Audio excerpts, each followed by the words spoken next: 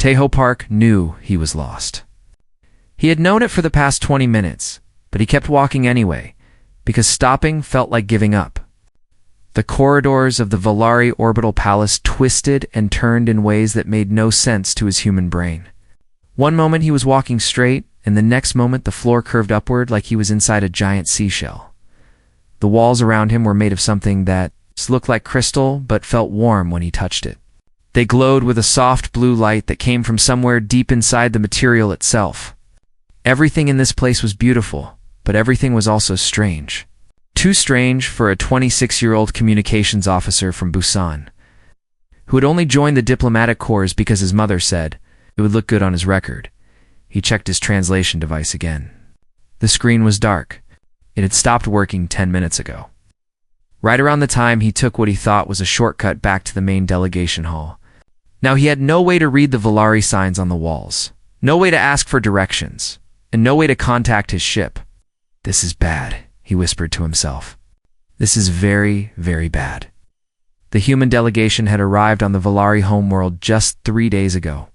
It was supposed to be a simple diplomatic visit. Shake some hands, or whatever the Valari equivalent of hands was. Smile politely. Exchange gifts. Go home easy. But nothing about the Valari was easy. They were one of the oldest species in this part of the galaxy. They had been traveling between stars when humans were still figuring out how to make fire. Their technology was so advanced that human scientists could barely understand the basic principles behind it. And their politics were complicated in ways that made Tejo's head hurt just thinking about it. The Valari themselves were tall and graceful, skin that glowed faintly in different colors depending on their mood. Their eyes were large and compound, like an insect's eyes, but somehow still beautiful. They moved like dancers, every gesture smooth and controlled. Next to them, humans looked clumsy and rough and very, very young. Tejo turned another corner and found himself in a corridor he had definitely not seen before. This one was narrower than the others, and the crystal walls were darker, almost purple instead of blue. The air smelled different here too, sweeter, like flowers. But not any flower he had ever smelled on Earth. He should turn back. He knew he should turn back, but the corridor behind him now looked exactly like the corridor in front of him, and he had no idea which direction he had come from. "Okay," he said, trying to keep his voice steady. "Okay, just keep walking. You will find someone eventually. Someone who can help." He walked for another 5 minutes. The corridor kept changing around him, the walls shifting from purple to deep red to something that was almost black. The sweet smell grew stronger. Tejo felt like he was walking deeper into something private, something secret. Every instinct in his body told him to stop, to wait, to call for help.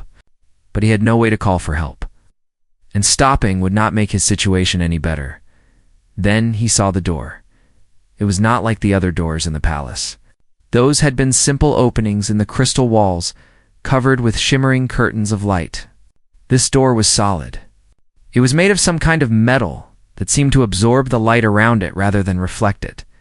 Strange symbols were carved into its surface. Symbols that twisted and moved when Tejo looked at them directly. He should not touch this door. He knew that with absolute certainty. This door was important.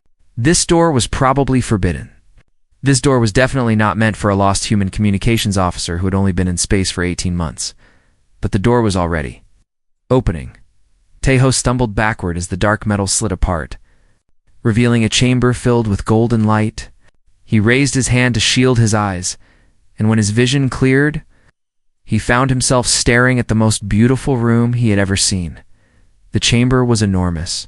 Its ceiling stretched up so high that it disappeared into a soft golden mist. The walls were covered with living plants that Tejo did not recognize. Their leaves silver and their flowers burning with tiny flames that did not seem to consume them. In the center of the room, a pool of perfectly still water reflected the light like a mirror. And standing around that pool were 4 Valari soldiers. They were not like the Valari diplomats Tejo had met during the official ceremonies. These Valari were taller, broader, their skin glowing with an angry red light. They wore armor that looked like it was grown rather than made. and they carried weapons that hummed with barely contained energy. The weapons were now pointed directly at Taeho's chest. He raised his hands immediately. "I am sorry," he said, even though he knew they probably could not understand him without his translation device. "I am lost. I did not mean to come here. Please, I am just lost." The soldiers did not lower their weapons. One of them spoke in the Valari language. It's a series of musical tones that sounded harsh and angry coming from this soldier's mouth. Taeho shook his head helplessly. "I do not understand," he said. "My translator is broken. I cannot understand you." The soldier spoke again, louder this time. Then two of the other soldiers grabbed Taeho's arms and began dragging him forward, deeper into the chamber. His feet slipped on the smooth floor as he tried to keep up with their long strides. They passed the pool of still water. They passed gardens of silver plants. They passed through curtains of light that tingled against Taeho's skin like electricity. And then they stopped. Taeho looked up. In front of him was a throne. It rose from the floor like a frozen wave, made of crystal that pulsed with inner light. It was beautiful and terrifying at the same time. A seat meant for someone far more powerful than any human leader Taeho had ever seen, and sitting on that throne was a Valari unlike any other. She was tall, even by Valari standards. Her skin did not just glow. It burned with a deep purple light that seemed to come from her very bones.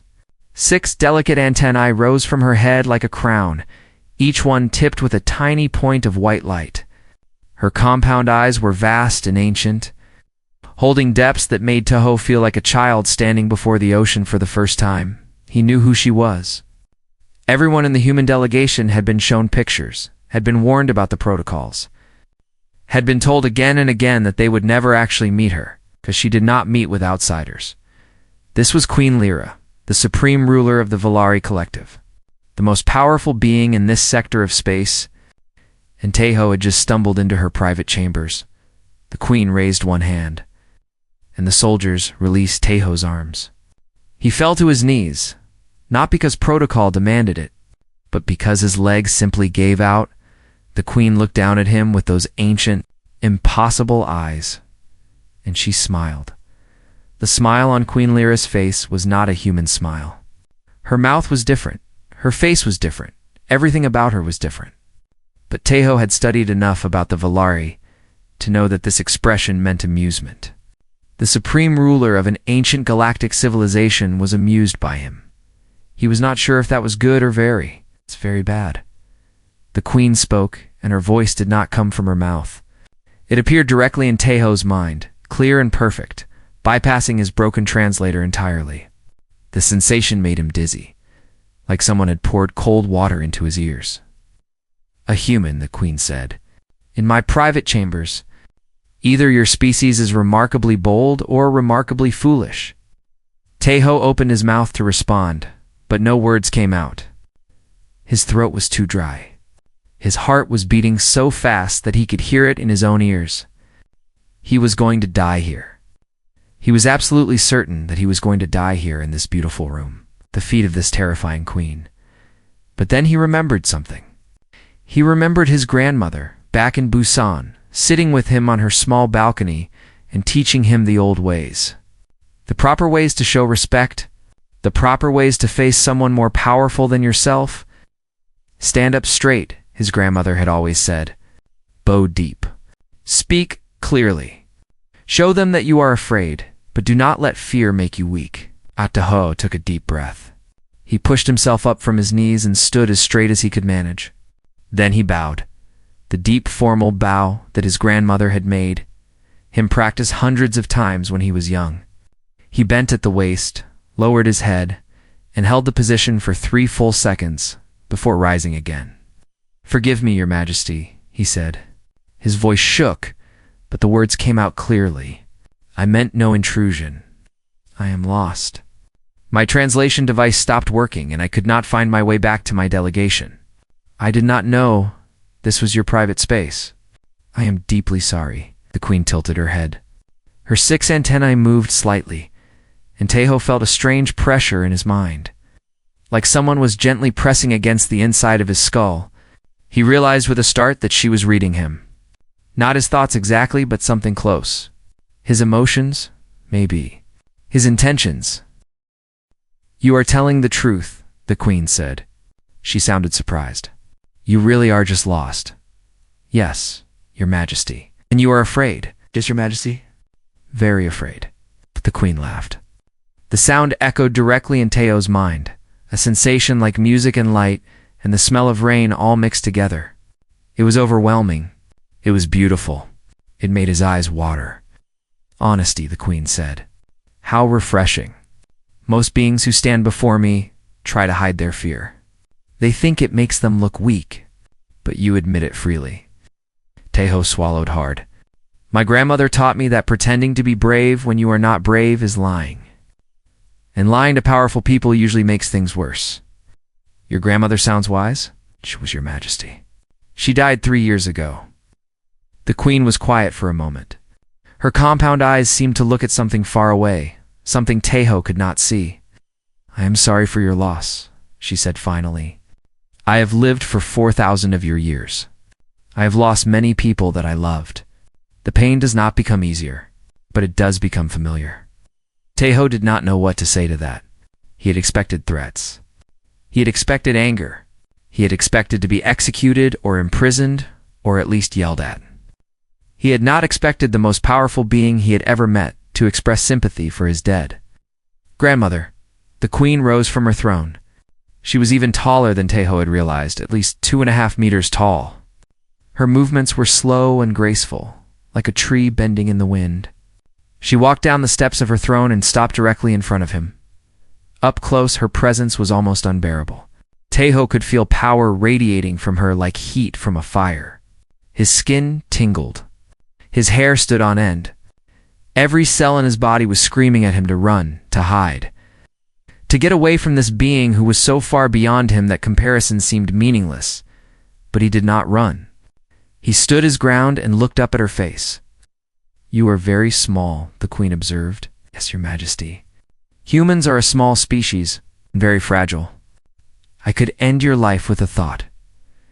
"I know, your majesty." "Does that not frighten you?" Tejo considered the question carefully. "It does," he said, "but you have not ended my life yet. You are talking to me instead. That makes me think that maybe you do not want to kill me." The queen's antennae twitched. Logical. For a human, she turned away from him and walked toward the pool of still water in the center of the chamber. After a moment, she gestured for him to follow. Tejo hesitated, glancing at the guards who still stood at the edges of the room with their weapons ready. "They will not harm you," the queen said without looking back. "Not unless I command it. And I have not commanded it. Come." Ho followed her. His legs still felt weak, but they carried him forward, past the silver plants and the burning flowers, until he stood beside the queen at the edge of the pool. The water was so still that it looked like glass. Tejo could see his own reflection in it, a small human figure standing next to a towering alien queen. The contrast was almost funny. Almost, "Do you know why I do not meet with outsiders?" The queen asked. "No, your majesty, because they are boring." The queen made a sound that might have been a sigh. "They come to my world with their prepared speeches and their careful diplomacy and their endless lists of demands. They smile when they do not mean it. They speak words that say nothing. After 4,000 years, I have heard every lie 100 times."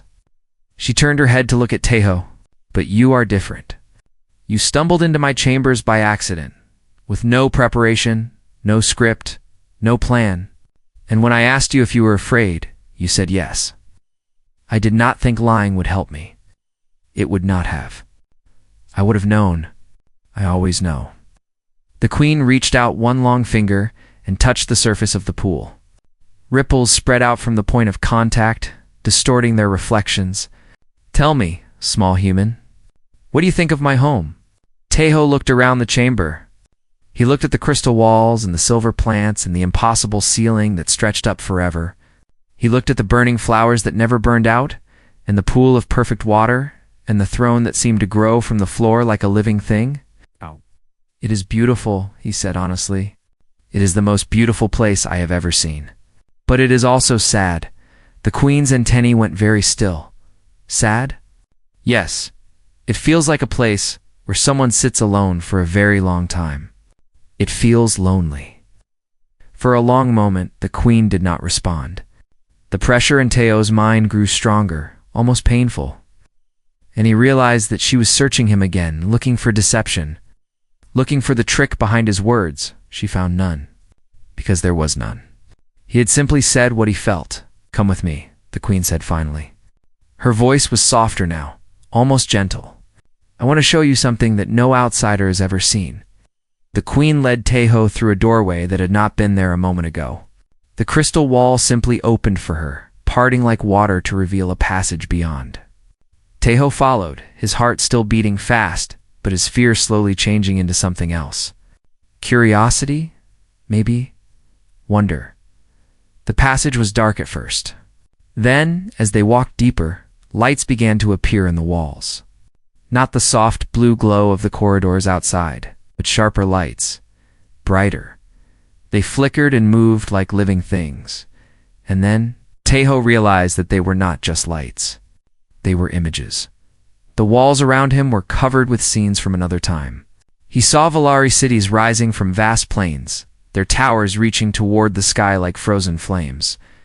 He saw ships leaving those cities and climbing into the stars, their engines burning with colors that had no name in any human language. He saw generations of Valari being born, living, dying. While the cities grew and changed around them, he was looking at history. Thousands of years of history, captured somehow in the crystal walls and playing out in front of him like a movie with no beginning and no end. "This is the Chamber of Memories," the queen said. "Every ruler of the Valari has added to it since the beginning of our civilization. It contains the complete history of my people, from our first days to now." Teho turned slowly, trying to see everything at once. The images shifted and changed as he moved, showing him new scenes, new moments, new fragments of a story that was older than human civilization itself. "It is amazing," he breathed. "How is this possible? How can you keep so much history in one place?" "Our ancestors discovered how to capture light itself," the queen explained. "Not record it like your human cameras do, but truly capture it. Freeze it in crystal so that it remains forever, exactly as it was in the moment it happened. Every image you see here is not a copy or a reproduction.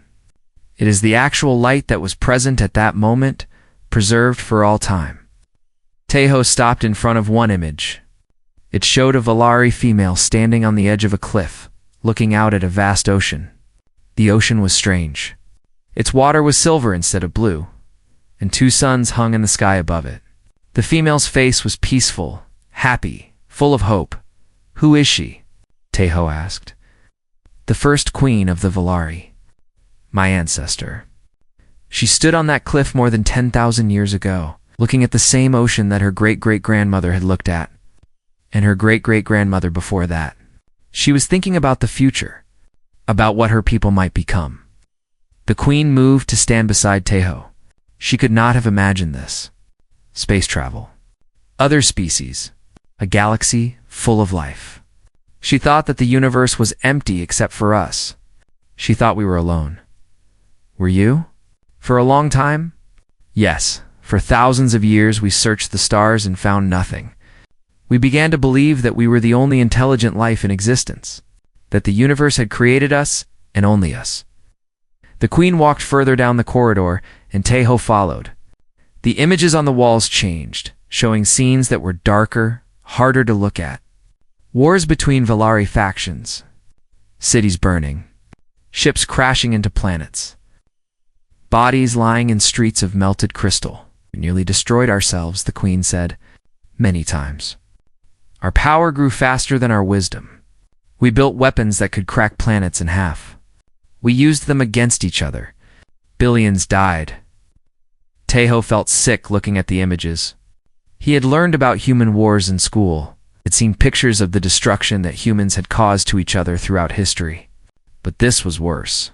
This was destruction on a scale that made human conflicts look like playground fights. "How did you survive?" he asked. "We almost did not." The queen stopped in front of an image that showed a single Valari standing in the middle of a ruined city. The Valari was small and young, barely more than a child.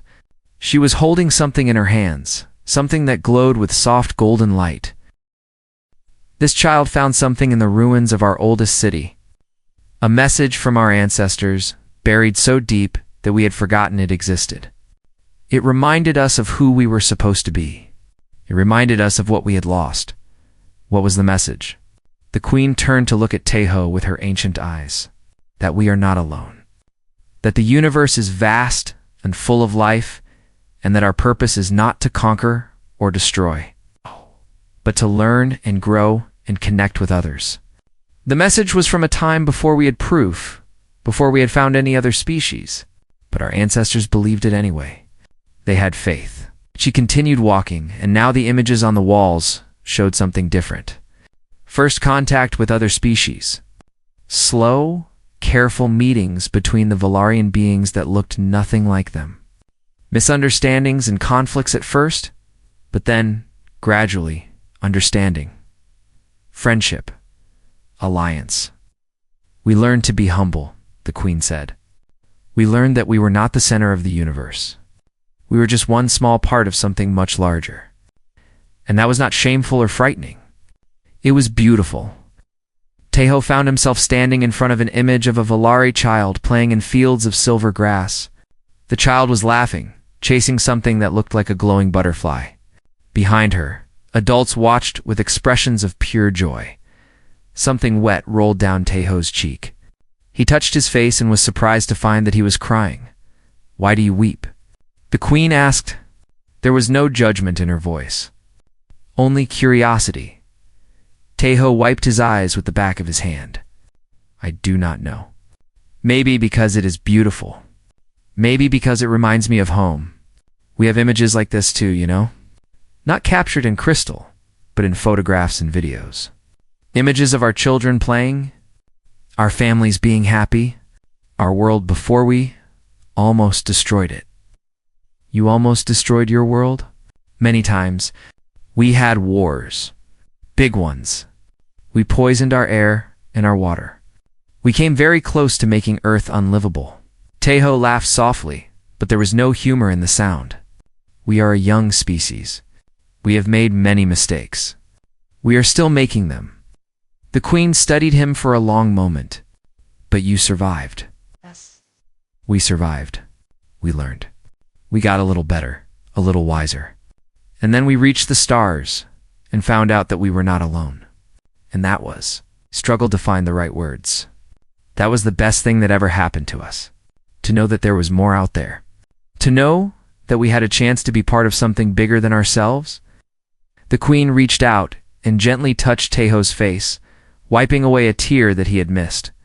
Her finger was cool against his skin, and he felt the strange tingling of her power. But it was not frightening anymore. It felt almost comforting. "You feel so much," she said. "Your species lives such short lives, but you feel so deeply. Every emotion is intense for you. Every moment matters. Is that strange to you?" "It is remarkable. We Valari live for thousands of years. We have time to feel everything slowly, carefully, with control. But you humans, you burn so bright. You love and hate and hope and grieve with your whole being. It is exhausting just to sense it." She dropped her hand and turned to look at the walls of memories surrounding them. "Perhaps that is why you survived. Perhaps that is why you reached the stars despite being so young and so fragile. You feel things strongly enough to act on them. To change because of them?" Taeho did not know what to say. He had never thought of human emotions as a strength before. They had always seemed like a weakness to him. Something that made people do stupid things, make bad decisions, hurt each other for no reason. But standing here in this chamber of ancient memories, looking at the history of a species that had lived for 10,000 years, he wondered if maybe the queen was right. Maybe feeling deeply was not a weakness at all. Maybe it was the most human thing about them. The queen led Taeho back to her throne room, but she did not return to her seat. Instead, she walked to a small alcove near the pool of still water and gestured for him to sit on a low crystal bench. She sat across from him, folding her long limbs with impossible grace. And for a moment they simply looked at each other, a human and an alien queen. sitting together like old friends sharing a quiet afternoon. You should be dead, the queen said suddenly. Teho blinked. I am sorry. By our laws, any outsider who enters the royal chambers without permission is to be executed immediately. No exceptions. No appeals. It is a law that has existed for 6,000 years. The blood drained from Teho's face. Then why am I not dead? Because I am the queen, I make the laws, and I can break them when I choose. She tilted her head, her antennae moving slowly. And because you interest me, you are the first outsider I have spoken to in almost 200 years. The first being who has made me feel curious and longer than I can remember. Teho did not know whether to feel honored or terrified. He settled for both. I am not very interesting, he said. I am just a communications officer. I send messages and receive messages. I fix broken translation devices when they are not too broken to fix. I am not important. That is not true. The queen leaned forward slightly. You are a representative of your species. Every word you speak, every emotion you feel, every action you take, tells me something about humanity. And what I have seen so far is unexpected. What did you expect? Ambition, greed, the desire for power. The queen's voice was calm, but there was something sharp beneath it. Those are the things I see in most species. They come to us wanting things. Technology, resources, alliance, protection. They smile and bow and say pretty words. But underneath, they are always calculating. Always looking for advantage. And you do not see that in me? I see fear. I see confusion. I see wonder. I see grief for a grandmother who died 3 years ago. I see homesickness for a planet you have not visited in months.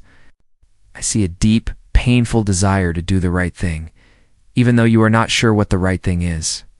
The queen paused. I do not see calculation. I do not see greed. I see a heart that is open and raw and vulnerable. Teho looked down at his hands. They were shaking slightly. Is that good? I do not know. It is different.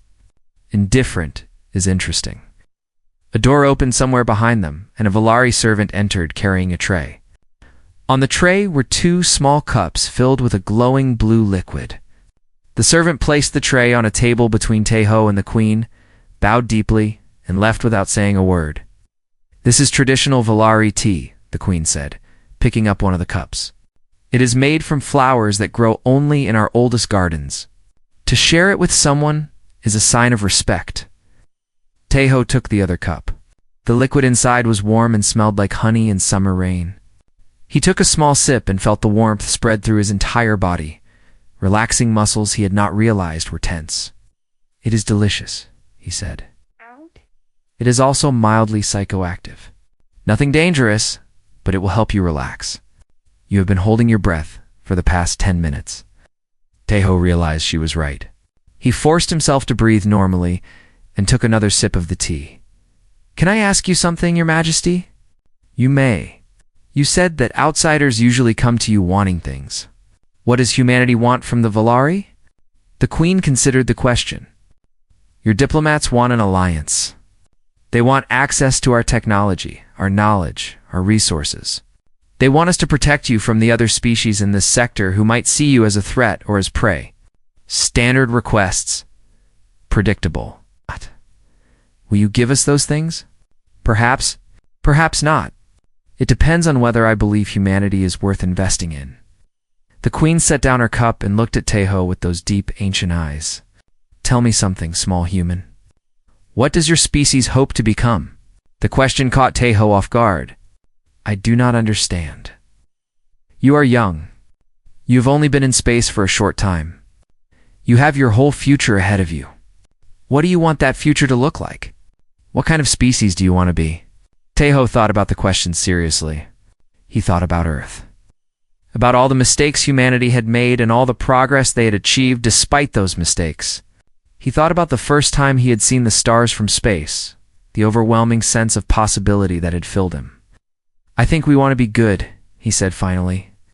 We want to explore and learn and grow. We want to meet other species and understand them. We want to contribute something to the universe, even if we are small and young and not very powerful." He paused. "We want to not be alone anymore. That is all. You do not want to conquer? To dominate? To become the greatest power in the galaxy? Some humans probably want that. We are not all the same. We have people who are greedy and selfish and cruel, but I do not think that is what most of us want. I think most of us just want to have a place in the universe, to belong somewhere." The Queen was silent for a long moment.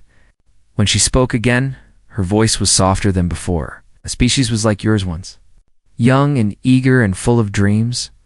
We wanted to explore everything, know everything, be everything. We reached so far, so fast, that we lost our balance. We fell, but you got back up. Yes. Eventually. After losing billions of lives and almost destroying our civilization completely. It took us thousands of years to recover, thousands of years to learn wisdom." She reached across the table and touched Taeho's hand. Her skin was cool and smooth, and he could feel the faint pulse of her power beneath it. "Your species has something we lost," she said. "Something we have spent millennia trying to reclaim. You have the ability to feel without restraint, to hope without certainty, to love completely and grieve completely and live completely, all in your brief span of years. Is that really a strength?" Taeho asked. "It often feels like a weakness.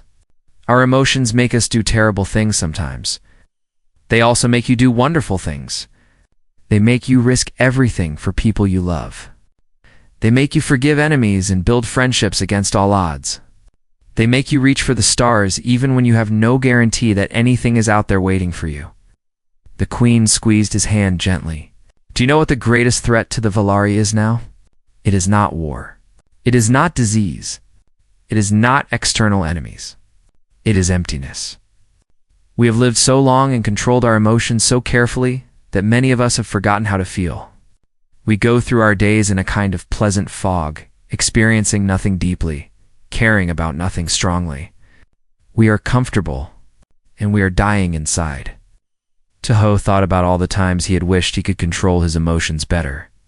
All the times he had been embarrassed by how strongly he felt things, how easily he cried, how quickly he got attached to people and places and ideas. Maybe he had been wrong to be embarrassed. Maybe those things were not weaknesses at all. Maybe they were the best parts of being human. "I do not know if I can help you feel again," he said. "I am not wise or powerful or important. You do not need to be." The Queen smiled, and for the first time it looked almost human. "You already have. Just by being here. Just by being yourself." They were still sitting together, drinking tea, and talking about the differences between human music and Velar music. Oh, Lil, my Mary, my Mary, Lil, my Mary, my.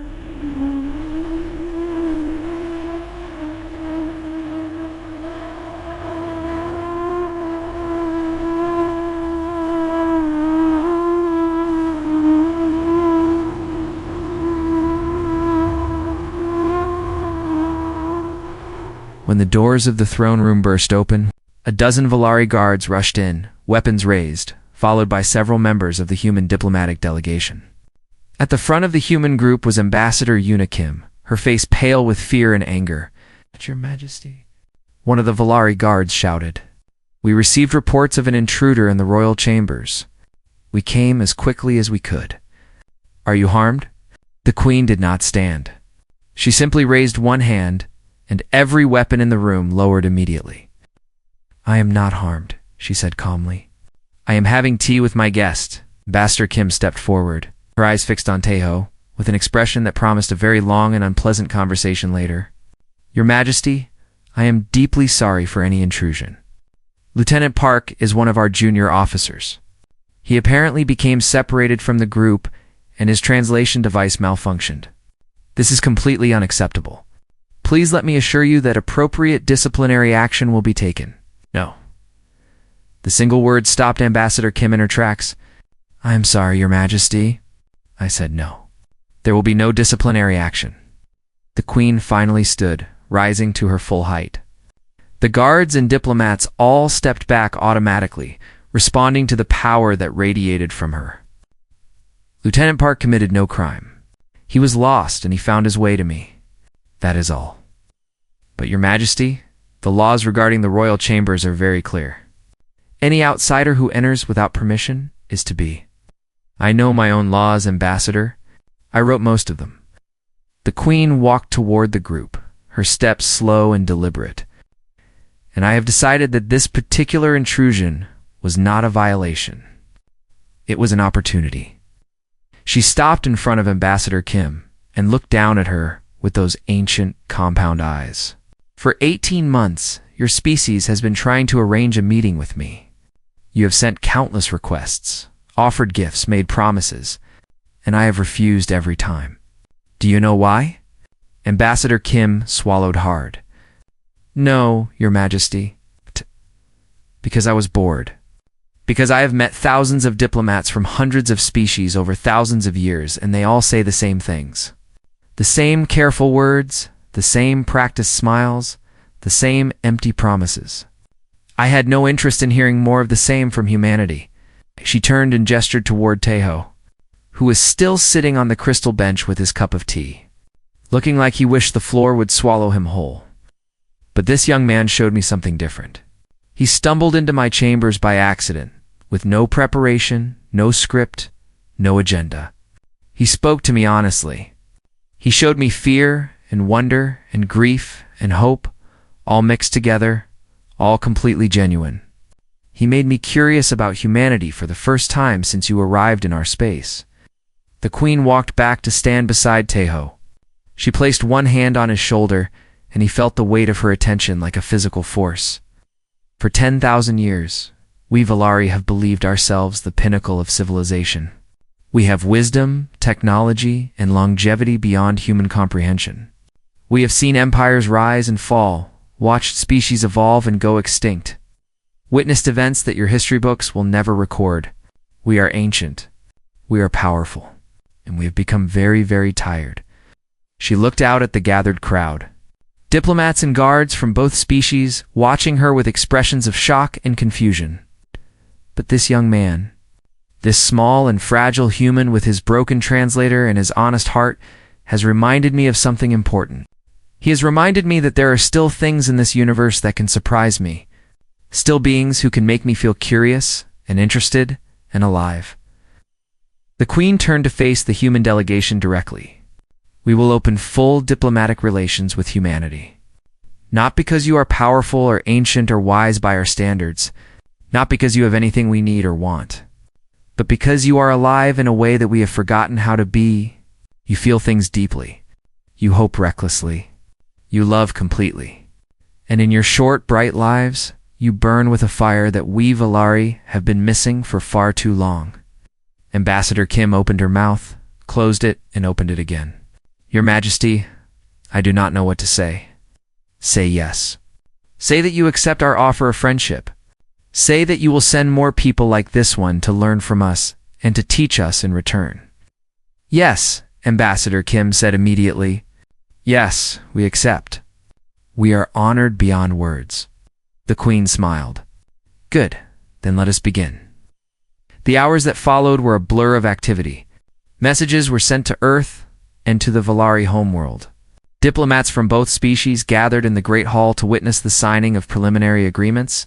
News of the unexpected breakthroughs spread across the galaxy, causing shock and celebration in equal measure. But through it all, Taeho stayed close to the Queen.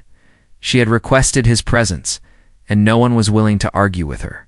So he stood beside the throne as history was made, still wearing his rumpled uniform, still holding his broken translator, still not quite believing that any of this was real. At one point during a brief pause in the ceremonies, the Queen leaned down and spoke quietly so that only he could hear. Are you overwhelmed? She asked. Completely, he admitted. I was supposed to fix communication equipment today. Instead, I accidentally changed the course of human history. The Queen laughed, that strange and beautiful sound that appeared directly in his mind. That is very human of you. To stumble into greatness by accident, is that a good thing? I think so. The most important moments in history are rarely planned. They happen when ordinary people find themselves in extraordinary circumstances and choose to be brave. Taeho thought about that. He thought about his grandmother, who had lived through wars and hardships, and still taught him to bow properly and tell the truth. He thought about his parents, who had worked hard their whole lives to give him opportunities they never had.